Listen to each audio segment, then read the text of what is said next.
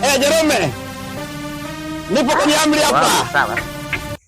Kwa hili jua litapokong'ota labda hii naweza nikapita kizembe siku ya leo, lakini sio kijoge. Akiongoza wapi bana? Bana sabadi kidogo bana. Sabadi. Shida. Bwana bibi naitwa Mike, sawa. Nilikuwa nasifanya kuelekea Mbagala, sawa. Lakini nilikuwa na shida na shida ule. Baada sijala toka asubuhi nilikuja kwenye msiba huko, nao msiba imekuwa changamoto kidogo, sawa, unajua.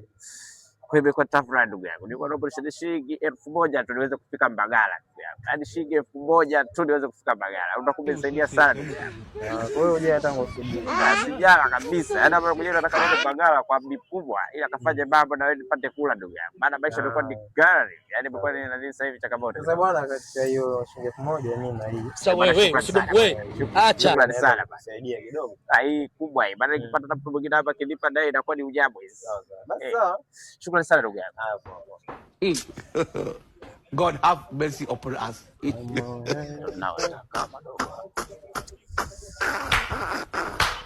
Bana kusabani. Sabani bana. Ujambo. Safi, wewe kiongozi. Sasa kwema. Safi sasa. Bwana sabani bana, sawa. Ndio. Mimi nilikuwa naelekea Mkulanga, sawa. Nilikuwa na shida shilingi 1000 nipata kalau nauli mwanangu bana. Nilikuja kukumbusha baba na ndugu, lakini nimeweza kupoteza hela ndugu yangu, sawa.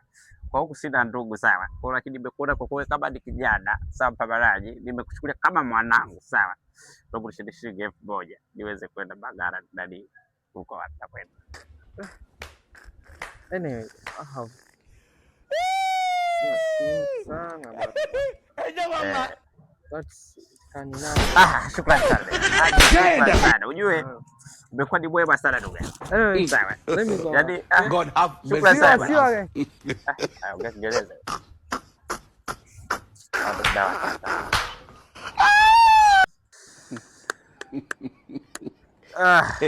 Ndo baba. Nataka. Ndugu yangu, sawa. Haya mambo kama hujapitia, wewe bado sana kwenye maisha. Bado sana kwenye maisha, lakini kama mmechukia kwenye mashambulizi ambayo unayafanya madogo, sawa?